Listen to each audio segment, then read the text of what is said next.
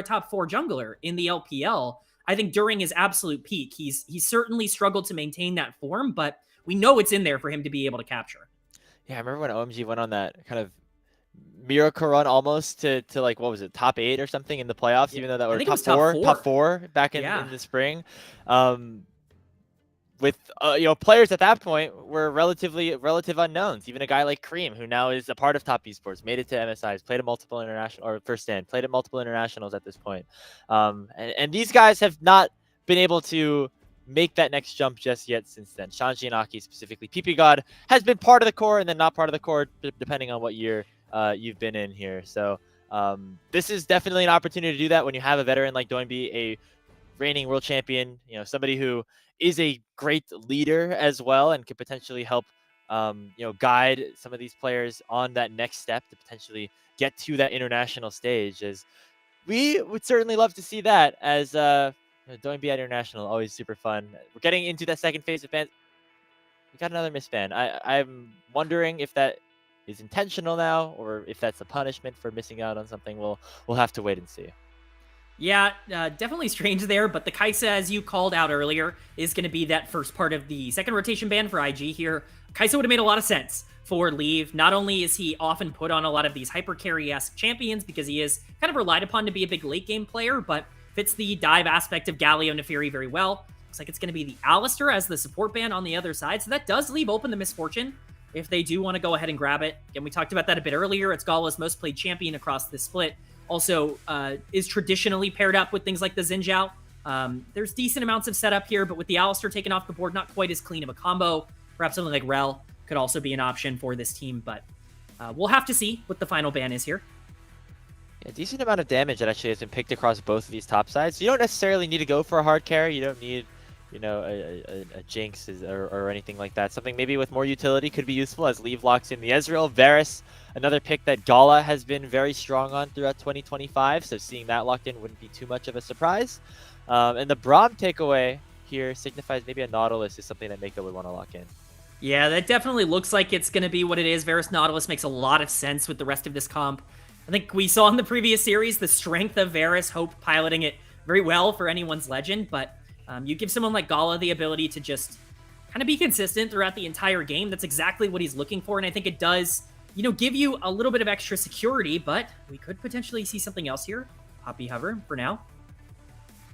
Decent amount of dashes here on NIP's side, especially along the top side that they've selected. So the Poppy for Meiko would definitely make sense in a way, but I feel like given the point and click CC against a champion like Ezreal, Nautilus might be a little bit more of a powerful pick, especially with the way the draft is currently situated. Yeah, it makes a lot of sense, and I've talked on my own channel a little bit about how I'm not in love with the Varus into Ezreal matchup, but it's going to be that Leona final pick here coming in for ppgod, and honestly, I think these drafts have pretty similar identities. Both really want to, create some action in the mid game. There's a lot of proactivity on both sides. It's why you answer something like the Taliyah with the Galio so that you can move around the map. I think if you are looking for an advantage, I'm just such a big fan of putting Rookie on something that can be so aggressive. And, Taliyah Xin Zhao is, like you said, that bread and butter of Invictus Gaming. I feel like their comfort zone is there. Gala is a really nice player to be able to bail you out if you need extra damage in the late game. You've got good setup, but we've talked about it. Neferi is a very scary champion, and you don't want to let the dogs out here.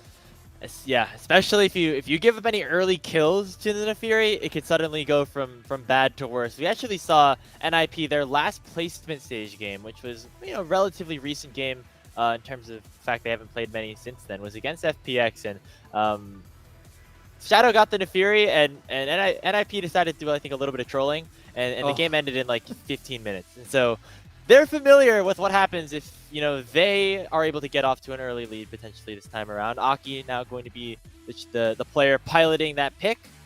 As we are about to load onto the Rift. Took a little bit to get there, but we finally have arrived. Ninjas in Pyjamas up against Invictus Gaming. 4 world champions across the board here. Or 5 world champions, I think I should say. Each looking for their own specific goals in ascending into the next level here in the LPL to get into that top tier of teams in 2025. We're super excited to be here alongside you for it. Here's the champions, of course, as we are about to load onto the Rift. Let's do it! Game number 1 starts right now.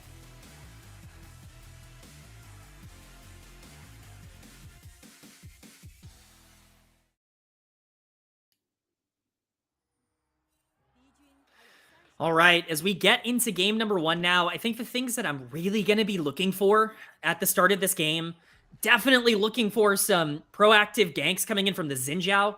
I think it's so important for Jiejie to be in a good position in the early game.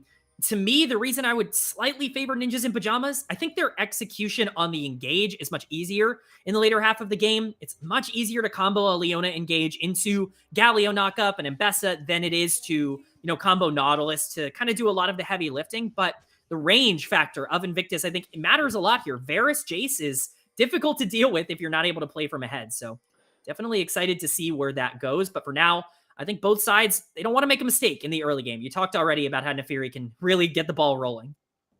Yeah, and so we'll be on Jiejie to prevent that from happening. We'll say early on, the dueling threat is in favor of the Xin Zhao. I think that's why this matchup has been one of the more popular ones alongside the Vi against the Naafiri. You could pick those two champions for different reasons into this pick. But for the Xin Zhao, skirmishing, pre-6 is actually very, very strong on this champion, and he has the advantage over the Naafiri in that sense. We see both junglers starting on their red side quadrants. That means that Jiejie will potentially be focusing towards TheShy early on here, as that is the matchup where right now IG probably have the bigger advantage in terms of getting push and getting priority. Yeah, I think it's definitely going to be important for TheShy to be able to establish something on the top side. I like the Mbessa as an answer. I think it does kind of neutralize a lot of what Jace wants to do in the mid game in terms of creating disadvantages. But in this early stage, it's just very difficult to deal with Jace in really any capacity. And I don't think Shanji is going to be able to make that simpler in the early game. But I think on top of that, maybe counteracting that point, Rookie on this Taliyah, to me, this is the pivot point for the game. We saw Taliyah previously, and we've seen Taliyah in the LPL both be very successful and also not really have the kind of success in the mid game that you would need Taliyah to have. I think if Rookie is going to have the pressure to be able to move alongside the Xin Zhao and move around the map, especially as we get closer and closer to level 6, that's really what's going to start creating some advantages for IG. Yeah, and for Doinb on the Galio, his job's going to have to be to match that. As soon as if Rookie pushes in a wave and gets first move, Doinb's going to have to be able to respond in some way. Being the Galio with that semi-global, the Hero's Entrance can definitely provide a lot of protection. And turn around a fight at whim here. Nice buffer from Meiko. Make sure that Zenith Blade doesn't do too much, as it is leaving ppgod with the early advantage here in the 2v2. Meanwhile, on the other side of the map, TheShy getting that wave shoved in, allowing for Jiejie to get to that top side scuttle as soon as he finishes off his full clear. Yeah, just a little bit of a passive early game. I don't think either of these teams want to make a gigantic mistake. Again, I think that's really the concern for them, as we do see a hook coming in, but ppgod's pretty tanky, not necessarily going to be taken advantage of in any sort of way. I just doubt there's going to be a ton of action if it's not started by Jiejie. We do see him take that topside crab, but botside crab is gone. It looks like it's just going to be some clearing coming in from these junglers. Pretty standard early game coming in from both sides. We'll see where they want to go from here on out, but just some vision being established for now. Yeah, Aki got a ward in there, so we'll be able to spot out Jiejie as he actually gets his first based off after finishing off that first clear. Pickaxe early on for the Naafiri, as that'll be a little bit of extra combat spells, as it looks like on the other side the Xin Zhao wants to farm up a bit more. Yeah, it makes sense. I think Xin Zhao, while he is expert at skirmishing and punishing the Naafiri in the early game, as you correctly stated, I do think there is a little bit more to offer once we start getting to these objective timers. And I think that's really what we're looking at this point. So we see the teleport burned mid lane here by Rookie. I imagine it will be answered by Doinb after this wave. But 18 seconds on the Dragon, minute 15 on Void Grubs here. That's definitely going to be the priority. And I think that's where you're going to really start to see the Xin Zhao and even the Taliyah and the Galio really start to make their mark. We'll see which team wants to prioritize what.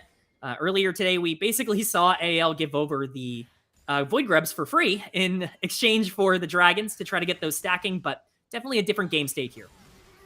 As Zenithblade comes out, there's that buffer from Meiko once again. So just a little bit of trading back and forth, but overall HP advantage in favor of NIP. Gala is low on mana, so likely will have to head back to base soon. You wonder if maybe that means the play for the Grubs could be in effect, as IG can just rotate their bot lane up to the top side, especially now that Aki started up this dragon.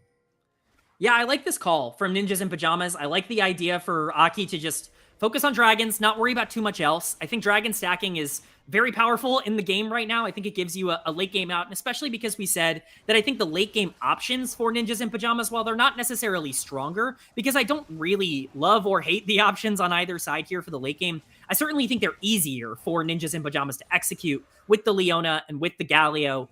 To be able to combo things on top of each other. And so I like the idea of stacking dragons here, even if it means you're leaving that priority for the Grubs to IG. Speaking of, those Grubs are spawning now, and Aki actually was able to take the entirety of that dragon before the 6-minute mark. So he's been able to run up here and maybe try to smite one of these away. Places a vision board over the wall. And so it's just going to be the first Grub secured. Bot lane's actually got the reset off early here for NIP. It's going to be matched immediately by that hero's entrance from Doinb, and Rookie has to flash away. Those Grubs still up and available as TheShy joins the fight. Most notably, Gala stuck around for another wave and is headed back bot, meaning that it will be a numbers advantage for NIP around this first spawn of the Grubs, and they should be able to get 2 of the 3. Yeah, this is a fantastic rotation from Ninjas in Pyjamas. You were entirely correct to point out they took that dragon so quickly that they were able to take both, at least, try and take both, and they were successful here picking up the 2 Grubs. This is something we see super commonly in the LPL, not so much in other regions, that teams don't want to give things over. They want everything on the map, and Aki doing a fantastic job to set himself up for that. I like the idea of the combo coming in, ppgod flashing over the wall to try to combo with the Galio ultimate Rookie with some nice reactions to be able to get out of there, but burning Talia's flash is pretty important as we see a trade on the top side. Yeah, Shanji trading off those grass procs, doing pretty well against his opponent. As we get an empowered arrow onto leave, chunking these bot laners out. There was a little bit of scuffling going on down there as Jiejie has actually gotten an early invade into that second clear around the Grubs. Was able to pick that Gromp up and now hit level 6. Goes back to his red side quadrant for the second spawn of his red buff. Yeah, I think it's important for Jiejie to be in as strong of a position as possible here, but the Mbessa... Yeah, it's a public execution. TheShy very low on mana, but there shouldn't be too much other damage that Shanji can put on Aki's by here. himself. Here comes Aki. He does have the ultimate available. TheShy again with no mana, so not going to be able to knock anybody away. He flashes away from his turret, and that could be bad news bears here. TheShy goes down, and it's first blood to NIP. Yeah, that's a fantastic roam from Aki. That's very much worth giving over the bottom side of your quadrant 4. Nefiri getting an assist there, but a kill going on Mbessa is gigantic. TheShy has to burn everything early on. It's a really nice flash from TheShy in that fight, but an even better one coming in from Aki to be able to follow, and first blood going over to the side of Ninjas in Pyjamas takes an early game lead that, I think they've done a really good job establishing and really pushes it in their favor. And you mentioned Jiejie being a potential advantage point that IG could have over NIP, but honestly, at this point in the game, Aki has had the better first 8 minutes. He's been able to get most of both of the neutral objectives, 2 to 3 of the Grubs, and then the entirety of that first dragon, and making that play onto TheShy, who was the player that you said could potentially be exploited here for IG. Yeah, it's all about finding your avenues with Nefiri, because that champion can get ahead in a lot of different ways, but it's just making sure that you can get there, and Aki, I think, is doing a great job of being proactive. I think something we sometimes see from Nefiri players is just the expectation that they're going to be able to win a lot of these skirmishes, and that isn't always going to be the case. Making sure that you put not only yourself in a good position to be able to capitalize, but you put your setup in a good position to be able to help get you there, I think is really important, especially getting that Mbessa online for Shanji. We talked about TheShy being a big pivot point, as you said, but a lot of the reason TheShy was a big pivot point is because Shanji is so important towards the success of NIP and whether or not they can be consistent in these late game fights. Getting first blood on him, on a champion like Mbessa that he feels pretty comfortable on, overall just a good play for NIP. So they find themselves just barely ahead in gold. IG have actually done a good amount in the CS department, specifically in the mid lane, to make this a little bit more of an even game state. Of course, none of that gold lead is really going to matter at this minuscule of a status. As Aki, once again, the first to make a play potentially here on this bottom side. Doinb going to join as well. Notably, on that top side play, Rookie threw out the Weaver's Wall, didn't end up actually taking it. And so this is going to be a big numbers advantage once again for Ninjas in Pyjamas. Meiko's already dead. They go in onto Gala as well. It's a 2-for-1, but NIP will take that any day of the week.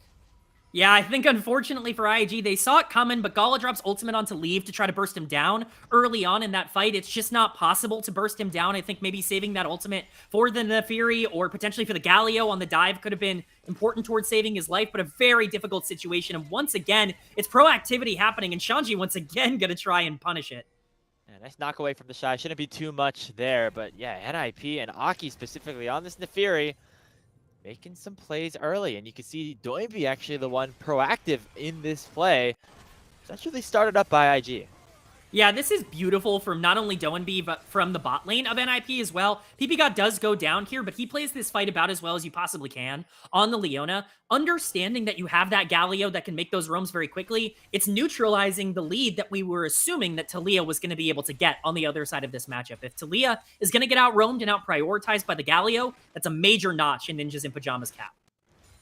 Yeah, and so once we get back here to live, it will be Jiejie securing the dragon on the bottom side, but that means that NIP are going to get 5 out of the 6 grubs. Aki off to a pretty good start into this game, and we say once Nefiri gets a little bit ahead, that snowball can continue to roll, and we'll see how far Aki is able to push it here. Second grub, IG actually, look like they might want to at least try and make this interesting. They are roaming up to this. Aki's by himself. He's going to take the 4, and looks like it's just going to be 4 for 2 here as a potential exchange. Okay. Which is fine. Neither team going to get that 5 grub buff on this one. I would have thought that if they had made it more of a priority to potentially try and keep Aki safe there, that it could have actually been a 5 grub. I'm not so sure that you need to be so, worried so far, but, their decision-making was to make sure to not make a mistake here. And once again, I think their pathway in the late game has become easier and easier and become more clear now that not only the Nefiri has gold, but the Mbessa has gold, and you still have Leona and Galio as pretty free setup here. The gold lead continues to grow. It was only 100 or 200 for a little while. That's up to about 500 or 600 at this point. So we will see, but you can see some rookie stats at the bottom. Yeah, still not meaning too much, all things considered, as right now it's more about where that gold is allocated. Right now, Rookie having a good CS advantage over Doinb. Not the 400 CS, Rise CS hack here on the Galio. Much more focused on clearing the waves out, picking up experience, and impacting the map when he's able to find timers. So far, he's, of course, contributed way more to this game than Rookie has, as we'll see if that becomes a continuing trend, or if Rookie's going to be able to find some plays a little bit later on into this game. Yeah, we mentioned it in draft, and I want to continue to kind of hammer the point home. The inflection point for IG in this series is the Talia. That's really going to be the difference between them having priority and being able to move around the map and them not really being able to make as many plays as maybe they would want. Talia is expected to have a ton of shove. We've talked pretty extensively today about how important it is to make sure you have mid lane priority on the current patch and just on the current map in general with how many objectives there are and how important they are to be able to be first at. And Rookie, unfortunately, has just not been able to be in that position. Yes, he does have that CS lead, but Doinb sacrificing a bit of gold and a bit of CS on himself has really furthered Ninjas in Pyjamas' position throughout this game. And I think what I'm looking for now that we see some objectives spawning, Rift Herald in, a little over 2 minutes, Dragon in about 2.5 minutes, is are they going to commit to playing this mid-game style? Are they finally going to try and commit to one of these fights and to try to pick off, one of the more susceptible members of NIP? Or are they just going to try and use a range advantage to hope and pray that NIP step up a little bit too far? Yeah, that Zinza Talia duo that we were hyping up going into this draft haven't done too much. Instead, it's really been this Nefiri taking the initiative, as once again a potential play has been made towards the bottom side. Just a little bit of invading it, so there's no wave to potentially go in underneath that tier 1 turret. So you just see even then, the little bit of extra proactivity that Aki has been able to generate has caused NIP to build up a slight lead, most of that focused on the top side of the map. Yeah, I think, we're talking a lot about Ninjas in Pyjamas kind of running the map at the current moment, but I absolutely think there are still win conditions for Invictus. This game is not over by any means. There are still plenty of ways to be able to stay active. I think most notably Gala. Oh, as I say that, he gets the flash out of Leave. Really nice play there, staying proactive, but it's going to set up for a potential counter engage. Aki is here. Yeah, Meiko has to flash away here from that solar flare. In comes Nice Rookie wall. with the Weaver's Wall. It cuts ppgod off, but he has to flash over the wall to safety. Hero's entrance comes out as Doinb joins the fight. 4v4 set up. And it looks like NIP don't want to take this one too far and will back away. Yeah, it really looked like that was going to be a nice play for Invictus, and they were very proactive about it, but just not enough follow-up, and I think that is a big concern for me moving forward. Xin Zhao, Taliyah, they're very strong in a lot of these skirmishes, but, you know, the Taliyah has finished the Rod of Ages. It's not exactly going to be the highest damage champion in the game, and Xin Zhao is starting to get to the point where are you really expecting, you know, Jiejie to be able to output as much damage as is necessary to be able to take this? I think a lot is going to be on Gala. I liked the proactivity of that ultimate coming in from him, but at the end of the day, you got to be able to capitalize on that. Getting Leave's flash is good. We'll see where they follow up on that moving forward, though. As So I say that, objectives are spawning here. Yep. Rift Herald in 10 seconds, Dragon in 30. It's going to be important to see where the priority is for NIP. They should have control of either.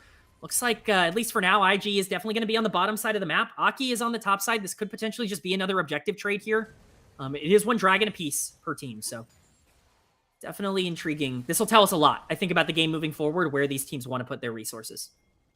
Looks like right now IG might be looking towards the bot lane as Shanji is forced under his turret, but now the dragon has been spawned. Aki a little bit later to this play, instead maybe trying to focus on the Rift Herald. Dragon has been started up now by IG, and you can see pings towards the top side of the map for NIP. It seems like that's where they want to focus their resources. Yeah, I think they like having the option of just being able to play for side lanes here with the Ambessa and the Galio, just to offer a little bit more macro presence, and I think the Rift Herald definitely plays into that idea. Aki gets to be a lot more aggressive if you can understand that you can drop pressure basically for free anywhere, and, you know, on top of that, Invictus, I think, is looking a lot bigger picture. I can understand why they would personally prioritize the dragon stacking a little bit more. So we see Doinb take the top tower here in exchange for presumably the bot tier 1 next wave at the very least. But, you know, I think it makes sense for both teams to be able to make this exchange. I'm just interested to see if at any point Ninjas and Pyjamas are going to want to try and stop that dragon stacking, or if they're going to be more than happy to just try to play the side lanes. Right now the side lane's working well for NIP. They have the Rift Herald as well if they want to try to break up another turret with it, as that's the trade that you did allude to, Kman, as IG finally finds something back, but they continue to hemorrhage goals little by little in this game. Every time we check in, it's another 100 or so in the advantage of Ninjas and Pyjamas. And at some point, IG are going to have to do something here.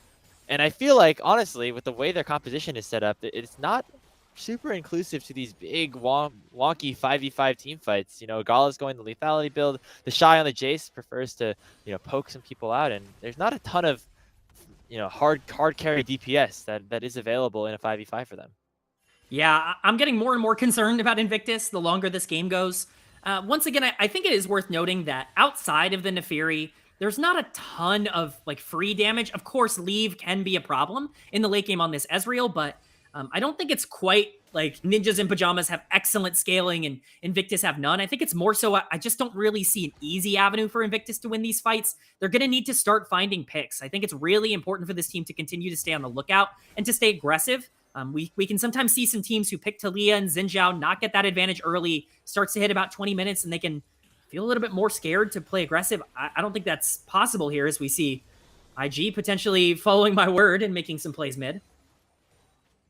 We did see actually TheShy with the Shojin build and also the plated steel caps. I was like, wow, that shock blast didn't do a lot of damage. And I see the build not quite there just yet, and also maybe not as inclined to poking. It might be more, it's more that bruiser Jace build that we've been seeing prioritized a little bit more here in the last couple of patches, or in this 25 season in its entirety, as we get you know, continue to see these teams posturing, set up their lanes. Doinb leaving the mid lane to join his opponent in Rookie up on the top side of the map, catch that wave. As looks like the bot laners are going to be settled in the mid lane, at least for now. Yeah, pretty standard assignments here. This is the part of the game where I think teams just get a little bit nervous. And we do see the Otacon, of course, spawning in 30 seconds, but we actually, I say nervous, but we actually see a full engage here. Gala doesn't have his flash available, but that should be around now. Yep, now it's burned. Yeah, it does burn the flash. I would say that that's worth it overall. You know, I didn't expect that to be the timer for NIP to go for it, but they end up choosing to, you know, try and get something there. The flash is, you know, The flash would have been nice to be able to pick up, but, I think for IG, fighting and trying to stop this Rift Herald and then hopefully just delaying this until you can get some sort of advantage is good. You just got to stay proactive here. I don't think it's going to be easy for them to get back into the game. There is a minute 45 on Mountain Dragon. That is a win condition for sure for IG, though. That's true. They picked up 2 of them so far, and maybe that flash cooldown comes into account in a little bit. Once ppgod has his ultimate back up, when that dragon does spawn, Gala will be without, will have that summoner spell still at his disposal, as Otacon also spawned on the bot side. Both teams now continuing to be worried about losing a big fight, especially with the possibility of that Otacon buff going over. Yeah, it definitely looks like something's happening here. ppgod's going in onto Jiejie, followed in by that Hero's Entrance with a nice seismic shove, finds 2 for Rookie. ppgod in a lot of trouble. The Ignite's taking him down. He flashes away, should be able to survive, but no, the last tick from Meiko ends up finishing the job. Now it's Shanji in a bit of trouble in a 1v4. Aki dashes in as well. He's untargetable for a little bit. Doinb doesn't find anybody with the taunt, and NIP now on the retreat. TheShy looking to try to continue the chase here for IG. This is going to be the moment that they're looking for. Seismic shove gets jumped away from by Aki. And so it is IG still only able to find 1 kill off the play off of ppgod. Yeah, that was so close to being a bigger play for Invictus Gaming. There were multiple points in that fight where if a small micro adjustment goes different for them, they're able to pick up a couple of more kills. Shanji was on that backline. If they're just able to get a little bit more damage down, that could be huge. But ppgod ticking down that final tick of Ignite. There was a moment where Aki was just outside of range of this seismic shove. But we're going to see how this fight starts because it's actually Ninjas in Pyjamas that want to go for this. Rightfully so. Jiejie gets very low early, but it's some great peel coming in from Meiko. And Rookie, honestly, is putting out a ton of damage on the back end of this fight. ppgod, of course, being the first one to drop. But you need to see Aki get a little bit more involved. It felt like they blew a lot of their cooldowns early on. We'll see if they're able to kind of repeat that performance here. So now the dragon is up. NIP want to make sure that soul point does not go over to IG. Some of those crucial cooldowns, though, just coming back up for Invictus, and so that means that they're going to go back in. Nice hook here from Meiko, and they found leave. That's Rookie picking up a huge chunk of gold, and that means that IG are going to be able to take this dragon easily. Yeah, that's a fantastic pick coming in from both Rookie and Meiko to be able to lock that up. This dragon is gigantic. Ninjas in Pyjamas look like they're going to try and siege down mid, but ppgod too far forward. Went too far. Nicely done by Rookie to clear out the wave and make it a sticky situation for NIP. And all of a sudden, Ninjas in Pyjamas could be falling apart. Shanji now gets hit up by the seismic shove. He's going to use the public execution in onto TheShy. There comes Shanji in with Aki to finish off that kill. Another proc of the ultimate is available for Aki, but now Shanji's still in some trouble. He gets shoved right back in. That is another kill picked up for Rookie, and now Aki is the next target. Depth charge goes on top of him. He goes invulnerable, but only for a little bit longer. Hail of arrows dances down on top of him. But it looks like Aki should be able to survive. Look at those Nefiri shield heals.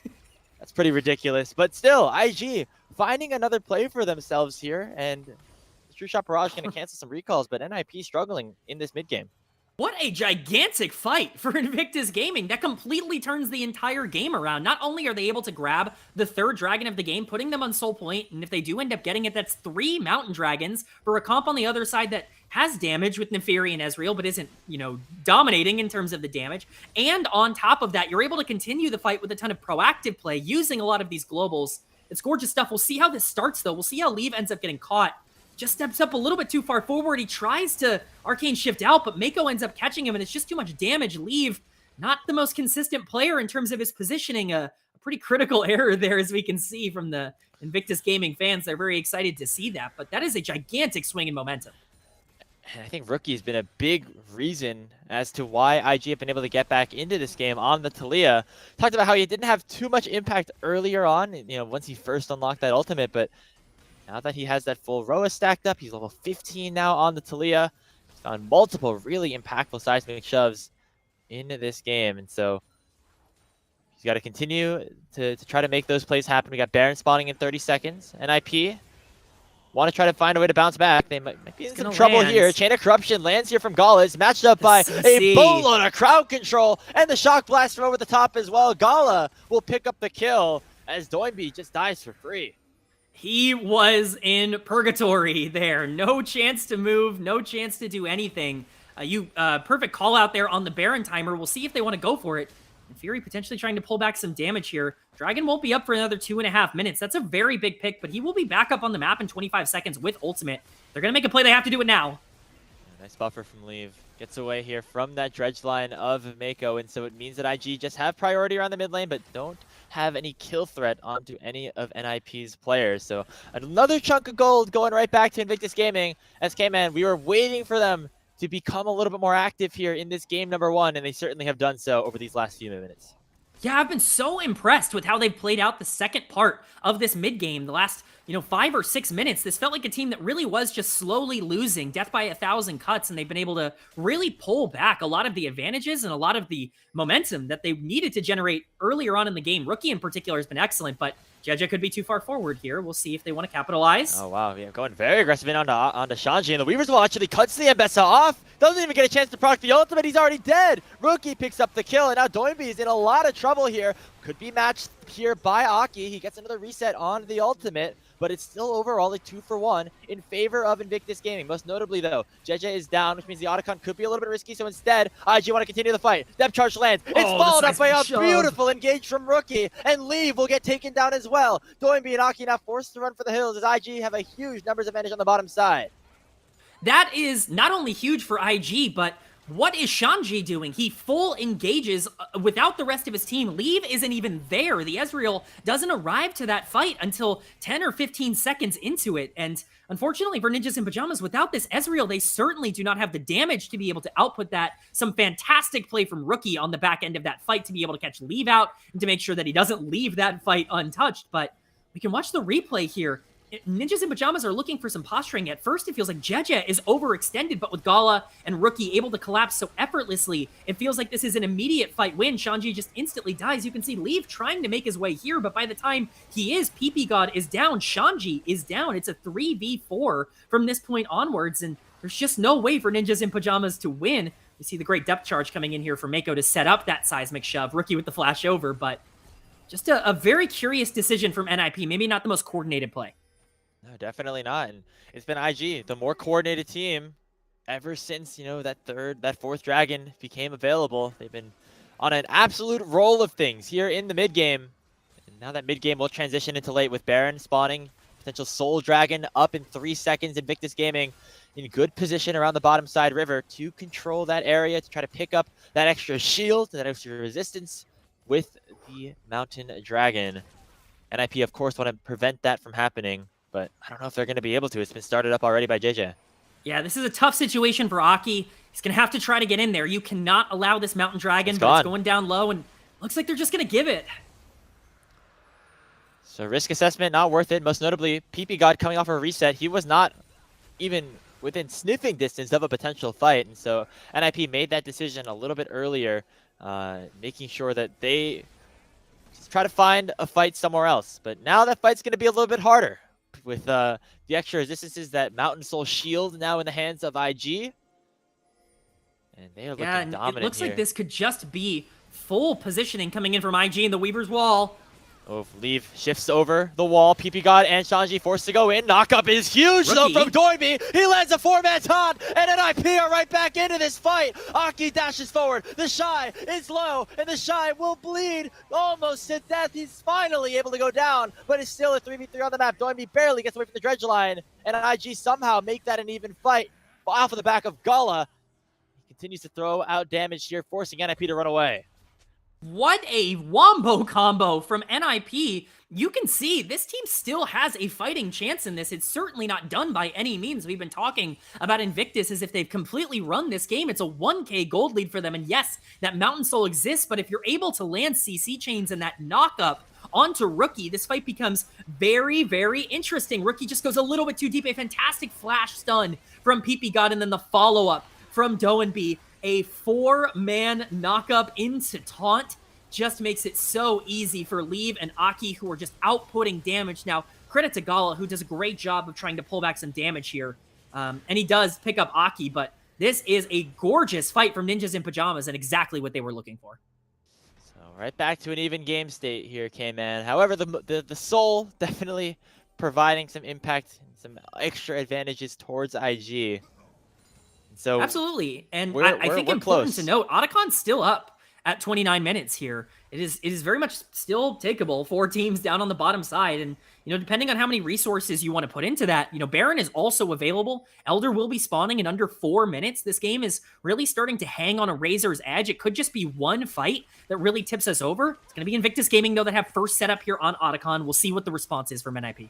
Doinb is topside, but he has a teleport. Could join very easily with that combined with his ultimate of his own. However, the rest of NIP not here just yet as that Otacon is ticking down. Teleport finally going to come in from Doinb. He has the ultimate up in 5.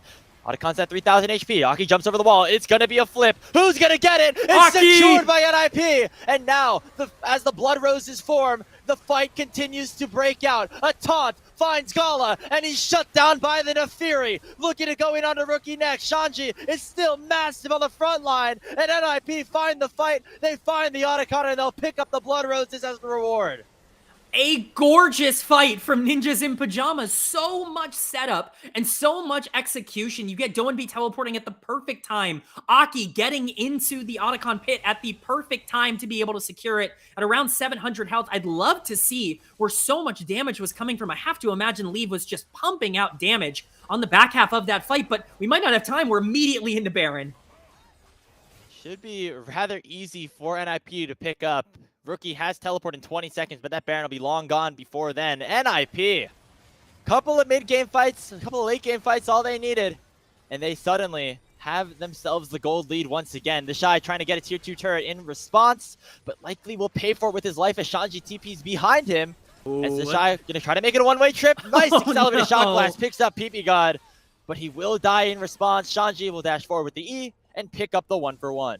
Yeah, no escape for TheShy, but certainly a worthwhile play for him in terms of picking up something on the map, being able to take at least one of the Barons off. But we're going to see a replay of this Otacon fight. ppgod once again playing super proactive here. He ends up getting immediately on top of Jiejie. Aki, of course, with that brilliant smite at around 700. And then from this point onwards, just look at the damage that's being pumped out. Shanji on the backside, Leave focusing Rookie early on here, and it just opens up so many opportunities for Aki to essentially go untouched throughout the entirety of this fight. Perfect execution from Ninjas in Pyjamas. Great positioning from them, from all 5 members. And it really has been a bit of an execution diff in the back half of this game. And after some pretty bad positioning mistakes that led to IG getting some kills of their own, getting themselves back into this game, it's been Ninjas in Pyjamas that have been able to answer right back. And with this Baron power play, let's see how much they're able to get. Obviously, ppgod going down makes it a little bit of a delayed full deployment here, as Doinb is going to be on the top side to clear that one out. If you can try to at least break open an inhibitor tower somewhere across the map, that'll be a win here for NIP. Yeah, I think at this point, you're really just looking to get as much as you can with this Baron. I doubt that IG are going to give you everything here, and again, we do run into the problem for NIP that they don't have the most consistent team fight at the end of the game, although I don't think it's bad. Their 5v5 can be really easy if ppgod gets in a good spot. The setup can be really strong, but I think it's going to be difficult for them to find consistent advantages when pushing these side waves. I think IG have the opportunity to be able to slow the pace of the game down, but what's really going to be important is this Elder Dragon in 30 seconds. That's likely going to determine the entire game. And as much as we've already said it a couple of times, this one fight, probably around this Elder Dragon, will likely determine the entire direction of the rest of this game. Yeah, and all of a sudden that soul on IG might not be as notable as potentially an Elder being picked up by NIP. So if they can get that one secured, it would be a big win for them. Meiko going in with the Dredge line. It's buffered there by the Arcane Shift of Leave. Baron buff still in the hands of NIP for another 30 seconds. So they'll have the easier going in terms of pushing out mid and setting up around this objective. Yeah, it's definitely going to be NIP first. And if it wasn't, I would be upset at them, but they're definitely doing, the proper work to be able to establish this. The problem now for IG is they really need to be first to a lot of these objectives. Varus, Jace, they need to be able to try and poke out before these fights start. And while they are getting some good poke down, it's not on the priority targets. Right now it's on ppgod. It's nice damage onto Aki, but they're going to have to full commit at some point here, and that could be very soon. Oh, Meiko's hunting with these dredge lines. They've been really nicely dodged away from. However, the poke is starting to hurt a little bit here for NIP. You can see Aki, ppgod, Leave all have their HP bars tick down slightly. Meanwhile, everybody on IG full health at this point, as the Elder Dragon has spawned. The executes will be massive for anybody who's able to pick it up. TheShy currently spotted on a ward, so no possibility of a flank. Now going to finally catch that one out. As the poke, this is what we were hoping to see from Invictus Gaming's comp earlier on in the game, now fully coming into fruition as Gala is really doing a nice job with these piercing arrows. Yeah, and they are going to be first to start this Elder Dragon. NIP is still here, but ppgod is a little bit low. Does make this engage a bit trickier. Galio still pushing down on the bot side. The ultimate is available. We are going to likely see it very shortly. We're going to see the call made. ppgod so low, though. Yeah, the Weaver's Wall is going to come out to try to separate people. Shanji dashes forward. It's going to be matched up by Doinb and knocks up 3, but there's not a lot of follow-up thanks to the Weaver's Wall of Rookie. And Shanji will go down first in the fight. ppgod gets bursted down. Doinb's forced to go golden. IG are winning out on this one, man. A shutdown goes towards TheShy. Rookie's very low. Jiejie is as well. And Leave. Go forward. Leave has the chance to go crazy here in a 2v4. First engage will be on a Gala. He's down. But now the hook lands. But it's not going to matter. Leave shifts over the wall. Leave's popping off. One more Mystic shot will do, but it does not find its mark on a Rookie. And so NIP will still have the numbers advantage. They still should make their way onto the Elder Dragon off of some heroics from Aki and Leave. How is it possible that Ninjas in Pyjamas walk out of that fight being able to take this Elder Dragon? Things looked dire. ppgod was at a quarter of his health bar at the beginning of the fight. Shanji goes in and hopes and prays that the Galio ultimate will let him survive long enough, but there's no damage to follow up on his engage. This, at times, feels like a 3v5, and yet they walk out of it. ppgod so low already. The Weaver's Wall is already going to cut him off. Shanji's by himself. Galio ultimate, of course, does come out, but from this point onwards, IG look to be in great position. Jiejie's getting low, but the problems that we identified for IG's comp, especially in the front to back, as we see a beautiful knock up there coming in from Doinb, they don't have enough damage. Once you get to this point where Leave flashes over the wall, or I guess fails the flash, and then Arcane shifts over the wall, he just has so much to output. Aki's able to flash to safety, and at this point with the 2v3, the lockdown's not enough. They don't have any way to burst down the carries. And NIP are going to walk out of that not only with a teamfight win, but with the Elder Dragon as well.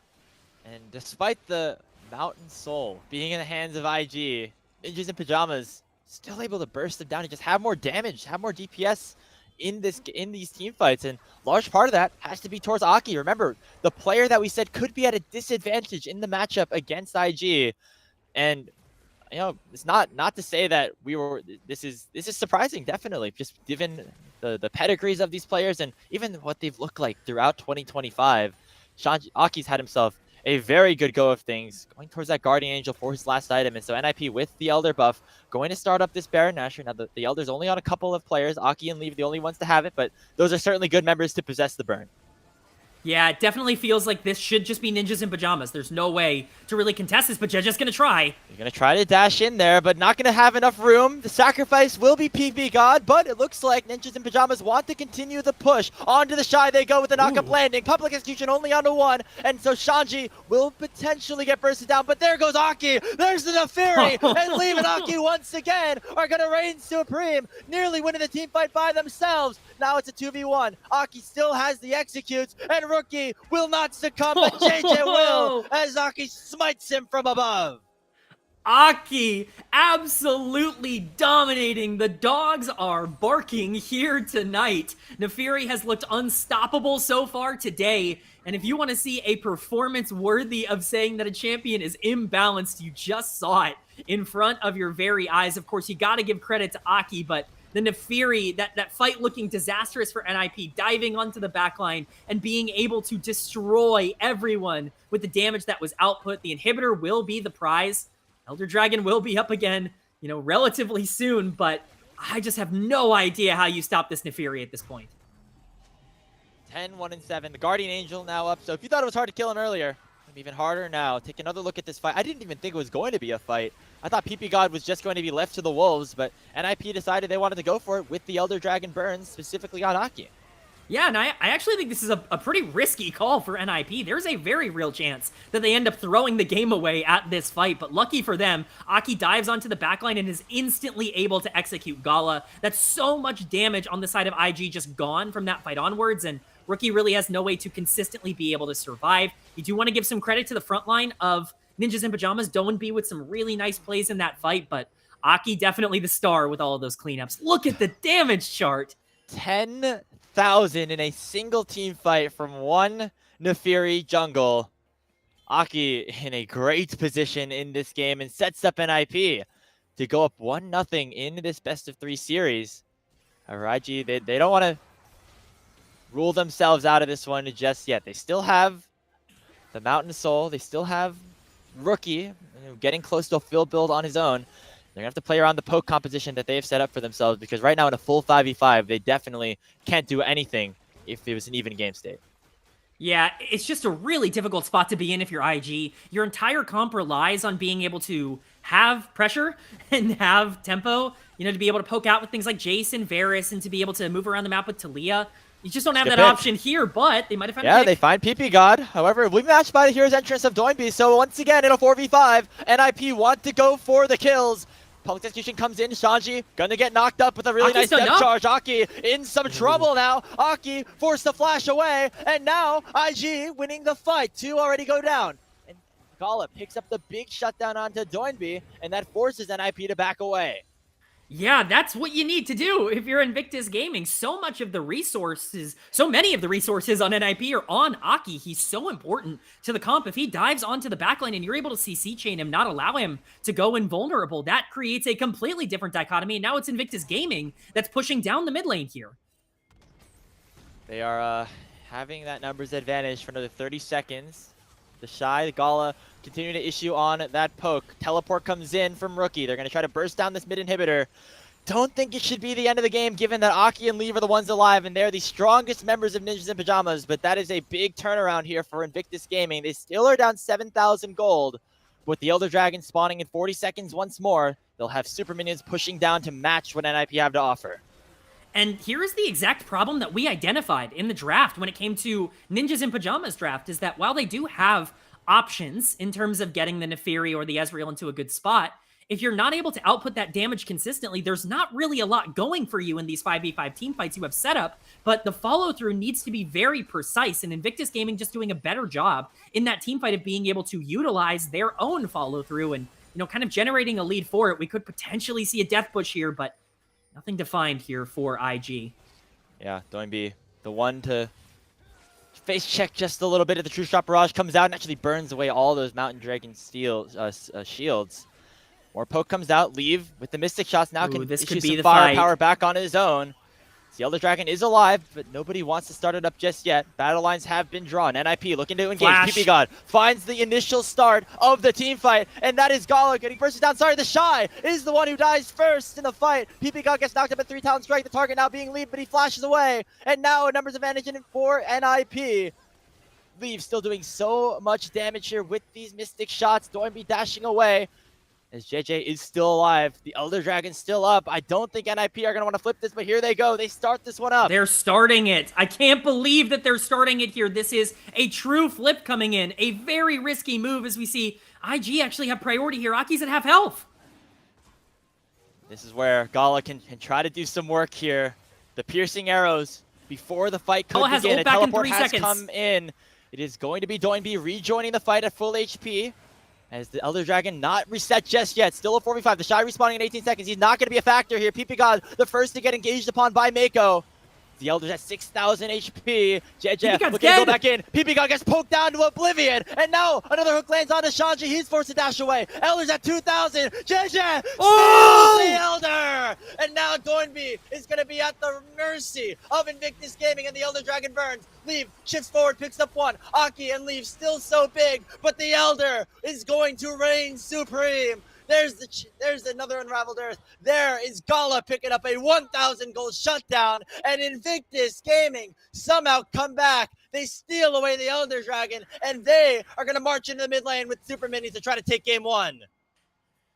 And just like that, one bad engage, one mistake getting poked out a little bit too much at the beginning of a fight. It costs everything for Ninjas in Pyjamas. They're sieging down the Nexus turret. Shanji by himself in the base. He is not going to be enough with the Elder buff, and a game that looked like it would be a guaranteed win for Ninjas in Pyjamas. They're up 3k gold right now as their Nexus is destroyed. Back and forth we went. That is classic LPL gameplay for you. As IG, in what I think was an over 40-minute game, take the win over Ninjas in Pyjamas. What a start to our second best of 3 of the day. Whew, this was an LPL game number 1. Very well put there. This was chaotic. This was fun. This was back and forth multiple times throughout both games. It felt like both teams had the advantage. And I think a lot of that comes down to the draft, but we talked about it over and over again. Execution is what matters. And it was Ninjas in Pyjamas that unfortunately faltered at the end of that game. And it's going to cost them game number 1. Man, what a start to the series here. As IG, it looked like they were in control of the game for the first 20 minutes. Then NIP won multiple team fights in a row. And then it was just a couple of positioning errors. And I feel like, Kman, NIP felt a little bit too strong after winning that last team fight around the Baron. And it cost them a couple of picks around an overextension in the top side. And then, of course, the decision, even in a 4v5 after taking down TheShy, to go for that Elder Dragon flip just was not worth it at that point in the game. Yeah, it's a pretty catastrophic mental error for a team that doesn't typically make those. They're not the most consistent team in the world, but just way too aggressive stepping up. ppgod got so chunked out at the beginning of that fight. And when you look at their composition, what other ways do you have to lock down the damage dealers of Invictus Gaming without the Leona? It's so integral and important to make sure that ppgod's in a good spot. And you didn't really have any follow-up. Aki, as we talked about, was super strong, was in a great position in that game, but just didn't really have the priority to be able to make it work in the same kind of way. And unfortunately, not the damage to be able to make it work in the same kind of way. And we really saw that falter. Very impressive win from Invictus, though. Very, very impressed with how they ended up playing that final fight. I just want to see the gold graph. As I know we were doing the heart rate monitor there that game. Yeah. I know that a couple of those graphics have been tweeted out over the last couple of weeks, but that's just the beauty of what the LPL has for you guys here. Consistent leads being thrown away, taken back, objectives being stolen. You know, it was Aki to steal away the first Otacon, and then around the Elder Dragon, it was Jiejie who ended up coming out on top. He definitely had the rougher early game, mid game, and late game, but he pushed the smite button when it mattered, and that's, I guess, the most important thing. Yeah, you know, he got the one that really counted at the end. And hey, you know, he did well stacking those dragons early. I think the Mountain Drake actually did play a little bit of a factor into that final fight. You know, I was really watching for Jiejie throughout this entire first game because so much of the identity of IG is played around him in the mid game. And, you know, while at times that looked a little bit lackadaisical for them, I really, really liked how he played the end game and just generally his pathing and just making sure that he was exactly where he needed to be to set up both Rookie and Gala in the back half of those fights. I gotta shout out Meiko, though. Meiko was incredible in the back half of the game on the Nautilus. The setups and just the general peel for the backline that he was able to offer, absolutely essential towards the success. I think a lesser support makes this game a lot more difficult to win for IG. Yeah, I mean, it looked really important to throw those dredge lines out. You know, even though not all of them found too much, not all of them found the mark, and you know, sometimes Leave was just able to shift away from them. The constant pressure that Meiko was providing in that game, I think, is what led to IG eventually taking that one and gaining enough pressure with the poke composition and with the constant threat of those Nautilus hooks to go up 1-0 in this series. We're awaiting the post-game screenshots and, of course, getting the chance to watch some replays here of this game here, Kman. But for NIP, it seemed like they were doing a lot of good things in the mid to late game portions of this one. But now heading into game number 2, there's not going to be an Etheria available, as that's going to be taken away. And all of a sudden, it's back to the drawing board for this team. Yeah, I think they really had a great setup for themselves. This is a game that they're unfortunately going to look back on and say, we really needed to take this one. We can see the gold graph there. I mean, it's pretty dramatic. They were down 3,000 gold and won the game, by the way. They were down in gold at the end. Yeah, that is insane. You never see that at this point. It's just absolutely ridiculous what NIP were able to generate and then unfortunately not be able to capitalize on. But again, like when we talked about this draft, like even coming out of the draft phase, you're talking about, yes, there is setup. Like you have Leona, you've got Galio, you've got Mbessa, and you have damage isolated. You've got Neferi, you've got the Ezreal, but does it all come together for late game 5v5 success? Unfortunately, in terms of this game, no. And we're seeing some replays that kind of really show that off, although this one is really well played by Ninjas in Pyjamas to set Aki up. And this is really where they were able to generate that big lead and, you know, Leave playing well on the back end. But you need perfect execution here, and it's just not what was offered throughout the game. Yeah, another instance of Meiko just, realizing that sometimes all you got to do is press R. And it was matched by a really nice flash seismic shove from a Rookie. And here's that Otacon flip. Aki actually barely is able to get into range over the Weaver's wall and then locks down the smite here, or I believe so. Yep, there. Yeah, there it I goes. believe so. And Yeah, then it's the just fight afterwards was really good as well. And so this is where we thought NIP were going to get themselves back in after it was IG, like finding little picks here and there, finding these certain engages, utilizing the Xin Zhao Talia that we were hoping to see them pull out when we saw the draft for game 1. Yeah, this is the first Elder Dragon fight where even here, it felt like things were starting to fall apart a bit for Ninjas in Pyjamas. There's a lot of disconnect in terms of the engage. You have ppgod going in too early and then Shanji basically being by himself the entire fight, but their carries were just so consistent here. Aki is able to survive the initial engage. Everyone gets so low with the damage that's being output throughout this fight, and once Rookie Bull has Flash, you really have no way to be able to continue this as IG. This is a big fight for Ninjas in Pyjamas, and they played it really well. Unfortunately, first Elder you would hope would be kind of the objective that you need to win the game, but just wasn't enough here. You can see something very similar on this Baron fight. Another fight that looked like it was going to be very negative for NIP. IG looked so strong at the start of these fights, but Aki just having a ton of pressure and priority to be able to take these over. And yeah, this is where the Elder Dragon buff comes into play as well. Yeah. I wonder how much of this game would have been different if Aki was like not on the Nefiri. Would IG, would some of the mistakes that NIP was making in these team fights have been punished a little bit earlier? And were they bandaged just by the fact that Aki was playing a really strong champion? Here's the last team fight though, as we finally got to see NIP get exposed a little bit. I think a lot of it coming down to the poke that Gala was able to put out beforehand.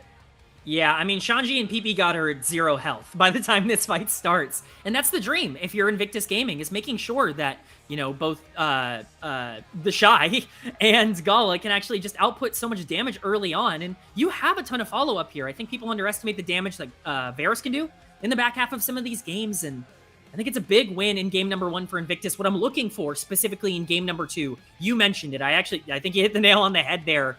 Ninjas in Pyjamas have to prove that they can generate a lead without something like Nefiri giving them free combat power. Because even in a lot of the fights that they ended up winning, they weren't the cleanest fights in the entire world. And pulling off of that champion, I'm definitely more curious to see if they're going to be able to follow that up. That being said, Invictus also has a lot to clean up on. So I'm excited for game 2. Yeah, it feels like NIP made a couple of crucial mistakes at the very end, but I think overall played a very solid matchup against IG. We get our player of the game. It is Jiejie on the Xin Zhao. Maybe the biggest goal deficit at the end of the game for a player who wins player of the game. But you know what? He was a little bit slow to get started in the early game. He got outplayed by Nefiri in some of the team fights, which maybe is no fault of his own. But at the end of the day, he got that smite on the Elder Dragon, and that's what really matters. Yeah, people are going to remember the smite, and like you said, that's what's really going to stick out in people's minds. I think that there were plenty of good options here. I think an underratedly good option would have been Gala on the Varus, who I think was really consistent throughout this game. Rookie obviously makes some really big plays down the stretch, but how can you say no to the guy that went in and got that Elder Dragon steal? That's what determined this game, and Jiejie was the one to be able to accomplish it.